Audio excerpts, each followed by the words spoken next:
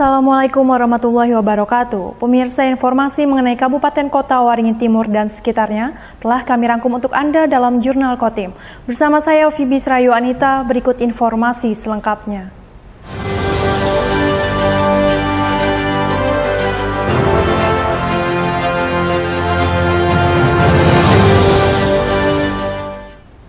Puluhan tahun tidak tersentuh pembangunan. Bangunan Sekolah Dasar Negeri 1 Bamang Tengah kondisinya mengenaskan. Bangunan sekolah berkonstruksi kayu di Kota Sampit, Kabupaten Kota Waringin Timur itu sudah rapuh hingga membahayakan keselamatan siswa dan guru. Rapuhnya bangunan sekolah dasar atau SD Negeri 1 Bamang Tengah Sampit tersebut mengakibatkan dinding sekolah pembatas ruang kelas ambruk. Peristiwa itu terjadi beberapa waktu lalu saat proses belajar mengajar sedang berlangsung. Oleh pihak sekolah, kerusakan bangunan itu hanya dilakukan dengan perbaikan seadanya. Perbaikan serupa sudah beberapa kali dilakukan terhadap bangunan kelas lainnya. Sejak berdiri sekolah sekitar 50 tahun silam, bangunan sekolah tidak pernah tersentuh proyek pembangunan. Hal itu disebabkan karena status lahan sekolah tersangkut masalah sengketa, namun sejak tahun lalu permasalahan itu bisa diselesaikan sekolah. Pihak sekolah mengharapkan adanya perbaikan menyeluruh dari pemerintah daerah setempat. Kondisi bangunan sekolah semakin mengkhawatirkan, rawan mengancam keselamatan siswa dan guru. Ya, komentar saya maunya saya sebagai kepala sekolah tentunya harus menjaga keamanan guru saya maupun murid saya. Jadi kalau bisa bantuan itu disegerakan lah, diprioritaskan lah. Karena ini posisinya juga sangat strategis. Kemudian juga animo masyarakat terhadap sekolah sini luar biasa juga banyaknya. Guru-gurunya insya Allah mempunyai kompetensi juga. Jadi kalau bisa memang segeralah seperti itu. Jelas kalau item apa yang rusak itu semuanya memang perlu perbaikan, semuanya rusak di sini. Dinding, kemudian atap itu juga, atap itu semuanya sudah lapuk semua. Untuk kekhawatiran sebagai guru, sebagai pendidik, Destin 1 Bamang Tengah ini cukup memperhatikan karena apa? Sikon untuk belajar, situasi untuk belajar itu terganggu. Soalnya apa? Bangunannya sudah lapuk. Saya sebagai guru pun juga sering mendapat tugas untuk memperbaiki maupun hatap, gelagar di bawah itu sudah sangat lapuk, diganti seadanya. Kami selalu was-was sebagai guru, itu perlu pertimbangan karena mengabdi untuk mendidik siswa kami. Selain bangunan sekolah yang sudah tidak layak, 8 ruang kelas yang ada juga tidak mampu menampung banyaknya jumlah murid yang terdiri dari 12 rombongan belajar. Kondisi itu membuat proses belajar mengajar sebagian dilakukan di teras ruangan kelas. Di luar kelas karena kami takutkan juga yang di dalam dan juga ruangan kami ini masih banyak kurang. Kurang ruangan, dan satu juga sudah melihat kan fasilitas yang ada di dalam. Ibaratnya sekolah ini hancur lebur. Ruangan tuh ada 8. Sedangkan kami ini 12 rombel. Dalam kelas 1 tuh kan ada 2, masing-masing kelas tuh ada 2, A, B. Menurut pihak sekolah, jika perbaikan bangunan secara menyeluruh tidak dilakukan, maka tidak menutup kemungkinan rapuhnya bangunan sekolah yang semakin parah dan akan menimbulkan kerusakan lebih besar yang dikhawatirkan mencelakai siswa atau guru. Masud Badarudin, Hayat TV. Warga Desa Tinduk, Kecamatan Bamang, Kabupaten Kota Waringin Timur, harapkan adanya perbaikan jalan menuju Kecamatan Kota Besi. Jalan yang kondisinya rusak parah tersebut merupakan akses jalan yang sering dilewati warga, terutama anak-anak sekolah.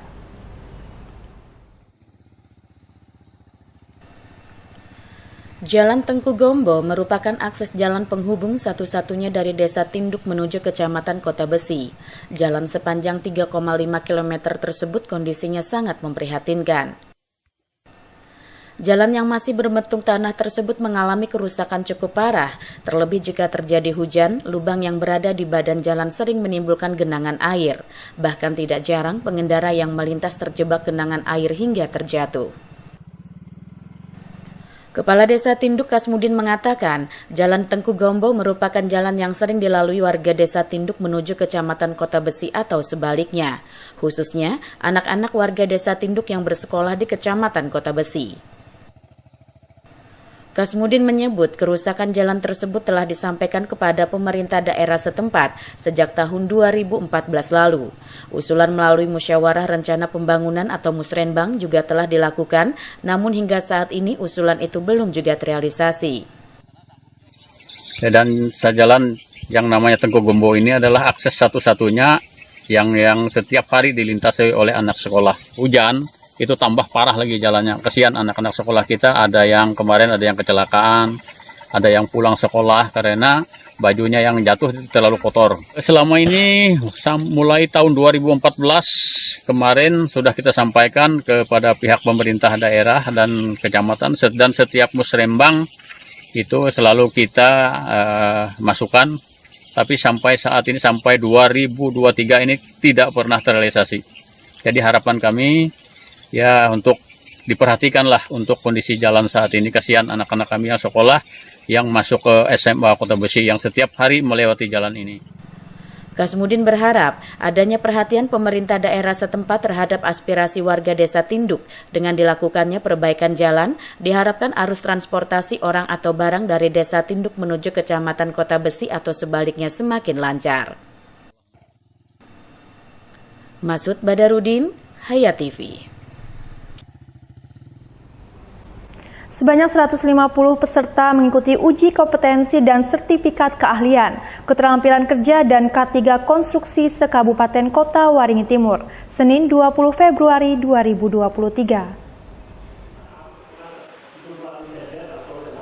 Menurut Ketua Panitia Haji Jumri mengatakan kegiatan ini dibuka bagi jabatan kerja acak seperti bidang jalan, bangunan gedung, keselamatan dan kesehatan kerja atau K3 dan lainnya dengan jumlah sekitar 67 jabatan kerja atau Jabker.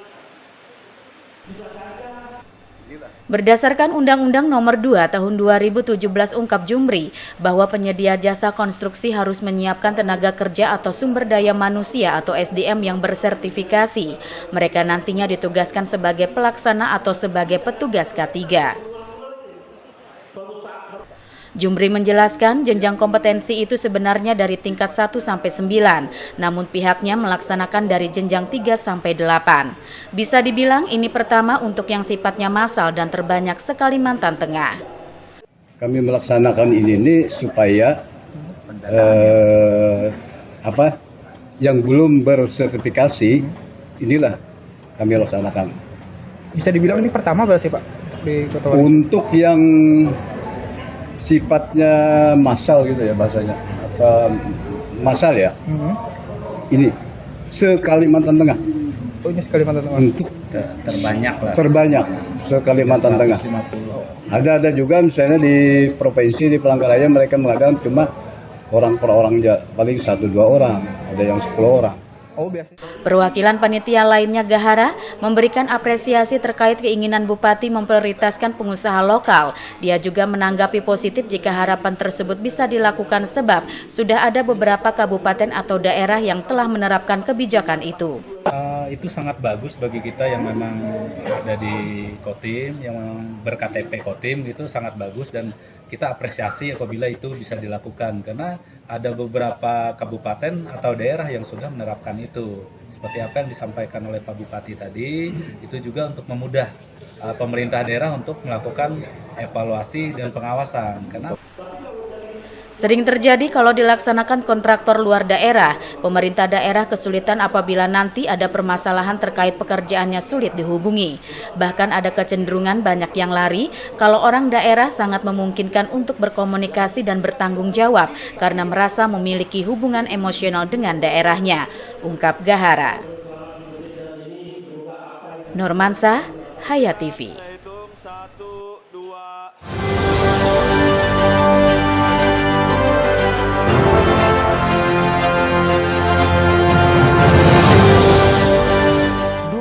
TV di rumah Inyong cuma jadi pajangan. Lah kepriben punya TV gambar nggak bisa ditonton. Bruwet sampai ganti TV, ganti kabel, ganti antena, pindah tempat. Tetap baik, bruwet.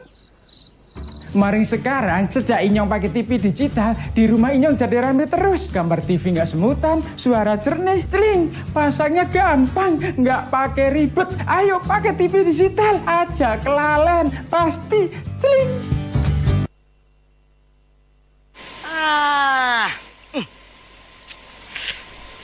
Gambarnya jangkrik. Ya, TV-nya masih analog ya? Ganti dong ke digital. Digital? Ya, digital. Tinggal install set-top box, gambar tajam, channel banyak, tanpa iuran bulanan. Hey, gimana? Bagus kan? Gambarnya jangkrik. Hah? Sambut era digital dan nikmati kesempurnaan gambarnya. Yuk nonton siaran televisi digital. Bagaimana ya cara menangkap siaran televisi digital? Pertama, pastikan di daerah Anda sudah ada sinyal siaran televisi digital. Kedua, gunakan antena UHF di dalam atau di luar rumah Anda. Ketiga, pastikan televisi Anda sudah dilengkapi penerima siaran digital DVB T2. DVB T2 merupakan jenis sinyal yang digunakan Indonesia dalam penyiaran televisi digital. Keempat, pilih autoscan, lalu pindai televisi Anda. Bagaimana jika televisi Anda masih analog? Pasangkan set-top box, televisi Anda otomatis menangkap siaran digital. Bersih gambarnya, jernih suaranya, canggih teknologinya.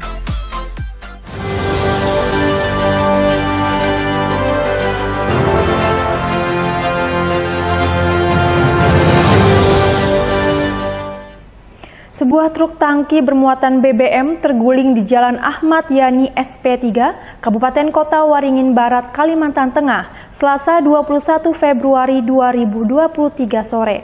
Akibatnya muatan BBM jenis solar yang dibawa tumpah ke jalan dan mengalir ke sungai di dekat lokasi kejadian. Sebuah truk tangki bermuatan BBM terguling di Jalan Ahmad Yani SP3, Kabupaten Kota Waringin Barat, Kalimantan Tengah, pada Selasa sore 21 Februari 2023. Akibatnya muatan BBM jenis solar yang dibawa tumpah ke jalan dan mengalir ke sungai di dekat lokasi kejadian. Menurut keterangan warga, truk tangki bermuatan BBM jenis solar tersebut melaju dari arah Pangkalan Bun menuju Sungai Rangit. Saat itu posisi hujan deras, ada kemungkinan sopir tidak bisa mengendalikan atau terhalang pandangannya karena derasnya hujan. Setelah sempat oleng, akhirnya truk terguling hingga 3 kali sehingga memuntahkan isi muatan. Akibat kejadian tersebut, sang sopir dilarikan ke rumah sakit untuk mendapatkan perawatan. Kejadiannya itu pas hujan lebat, mobil ya tidak begitu laju, tapi oleng duluan dia, setelah itu balik pertama kacanya lepas, balik kedua sopirnya terbentur, balik ketiga baru mobil berhenti karena hujannya begitu lebat itu. Mendapatkan informasi, tim BPBD Kota Waringin Barat segera meluncur ke lokasi dengan membawa 2 unit armada dan langsung menyemprotkan air ke jalan yang tertumpah solar tersebut. Pembersihan tumpahan solar dilakukan kurang lebih selama 1 jam untuk memastikan bahwa jalan tersebut benar-benar bersih dan tidak lagi berbahaya bagi pengendara. Tadi kami tim dari BPBD, tim kasih cepat, langsung meluncur begitu mendengar ada tumpahan minyak di Jalan Ahmad Yani kilometer 14. Kami menurunkan 2 unit Satgas BPBD, 1 mobil tangki untuk membersihkan jalan, 1 mobil peralatan. Jadi tadi kami meluncur jam 5 ke lokasi TKP tumpahan minyak, langsung pembersihan dengan personil kita dibantu dari personil relawan. Jadi kita sampai jam 6 pembersihan, kurang lebih 1 jam lah kita membersihkan jalan ini supaya aman melintas masyarakat, tidak terjadi kecelakaan. Clear Pak ya, udah bersih ya? Sudah bersih, sekitar sepanjang 80 meter lah itu. Tim Liputan SBTV. Ratusan pemuda dari sejumlah kabupaten termasuk Kota Waringin Barat, Lamandau, dan Sukamara, serta Kabupaten Seruyan mengikuti kegiatan sosialisasi program permagangan ke Jepang bekerjasama pemerintah Republik Indonesia. Dalam hal ini, Pemkab Kota Waringin Barat beserta LPP Enter bekerjasama dengan International Manpower Jepang. Pemerintah Republik Indonesia melalui pemerintah Kabupaten Kota Waringin Barat beserta LPK Enter bekerja sama dengan International Manpower Jepang menggelar kegiatan sosialisasi program permagangan Jepang yang diikuti oleh ratusan peserta yang berasal dari Kabupaten Kota Waringin Barat, Lamandau, Sukamara, dan Kabupaten Seruyan. Kegiatan sosialisasi program permagangan ini dibuka oleh penjabat Bupati Kota Waringin Barat Anang Dirjo dan dihadiri oleh Ketua DPRD Kota Waringin Barat M. Rusdi Gozali, Kepala Dinas Naker Trans Kota Waringin Barat, Direktur Bina Penyelenggaraan Pelatihan Vokasi dan Permagangan Kementerian Tenaga Kerja Republik Indonesia, serta perwakilan dari Program International Manpower Jepang serta undangan lainnya. Program permagangan ke Jepang memberikan kesempatan penerimaan tenaga magang guna mendapatkan pelatihan sesuai bidang yang akan dituju ke negara penerima kerja. Pelatihan tersebut bertujuan untuk peningkatan kemampuan sumber daya manusia untuk mendekati standar kompetensi industri multinasional agar nantinya mampu bersaing di pasar kerja global. Ini sebagian besar saat ini Jepang itu memerlukan pertanian mereka. Pertanian ya. Nanti jadi begini, jadi dari sisi katakanlah pertanian ya, pertanian ini nanti mereka secara tidak langsung juga begitu diseleksi ada pelatihan. Pelatihan paling tidak masanya itu 3 bulan. Setelah pelatihan termasuk di situ nanti dari sisi persyaratan mental, kemudian juga bahasa dan lain sebagainya dididik. Setelah terpenuhi baru melakukan pengiriman gitu loh. Sementara itu, Direktur LPP Enter Pangkalan Bun Sigit Haryanto menyampaikan bahwa program permagangan ke Jepang ini akan melalui beberapa tahapan yang harus diikuti oleh para peserta.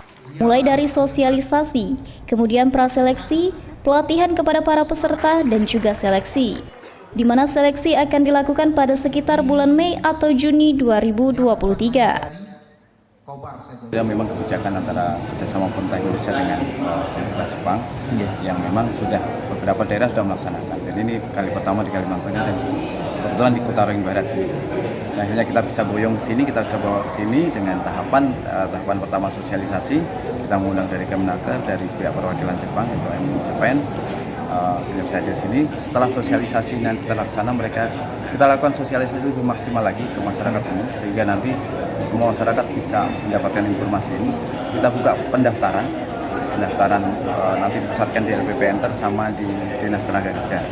Setelah itu baru nanti kita akan lakukan praseleksi. Kita berikan pelatihan dulu. Nah, ini kapasitas kami nanti dari LPP Enter untuk melatih sebelum mereka seleksi. Kita latih dulu kurang lebih 1 sampai 2 bulan. Pelatihannya ada, karena yang diujikan di seleksi pertama itu ada matematika dasar, kesamaptaan, fisik, dan wawancara. Ini nanti kita akan latih terlebih dahulu. Dan ini terbuka. Setelah nanti selesai, tahapan berikutnya perkiraan kalau sesuai dengan jadwalnya MJPN dan Kemenaker, antara bulan 6 ke bulan 7 sudah dilakukan seleksi. Mereka akan hadir lagi ke sini untuk melakukan seleksi bersama kita. Seleksi itu tahap awal 4 item tadi yang akan diujikan. Setelah mereka dinyatakan lolos tahap awal, mereka akan masuk di pelajar 1. Mereka dikarantina dulu di Kota Waringin Barat selama 2 bulan. Tapi sebelum dikarantina kita berikan pelatihan bahasa Jepang dulu, sehingga mereka nanti bisa lolos minimal N5. Ini kalau informasi dan komitmen dengan kami dari Pak Enter ini, dari proses sampai ini mudah-mudahan bisa difasilitasi sebelum kita daerah. Nanti setelah sampai Jakarta, nanti sudah pemerintah pusat semua yang menghandle sampai mereka sampai di Jepang. Harapan saya ini bisa free, bisa gratis. Kalau berkaitan dengan anggaran pemerintah daerah, tentunya nanti kebijakan Pak Bupati. Dan ini mudah-mudahan kalau sampai hari ini sekomitmen dengan kami, ini free. Mudah-mudahan bisa terrealisasi. Ataupun kita bisa melibatkan pihak lain seperti perbankan untuk memberikan dana talangan. Yang bukan hanya dari Secara garis besar, program ini membuka penerimaan tenaga magang untuk diberikan pelatihan sesuai bidang perusahaan yang akan dituju. Hal ini dimaksudkan sebagai upaya peningkatan kemampuan sumber daya manusia mendekati standar kompetensi industri multinasional, agar nantinya mampu bersaing di pasar kerja global.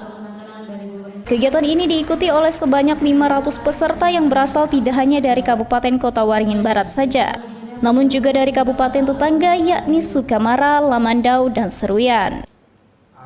M. Nasihin, SBTV. Demikian pemirsa informasi tadi sekaligus menutup jumpa kita pada kali ini. Saya Fibi Sraywanita mewakili jajaran yang bertugas mohon undur diri dari hadapan Anda. Terima kasih dan sampai jumpa. Wassalamualaikum warahmatullahi wabarakatuh.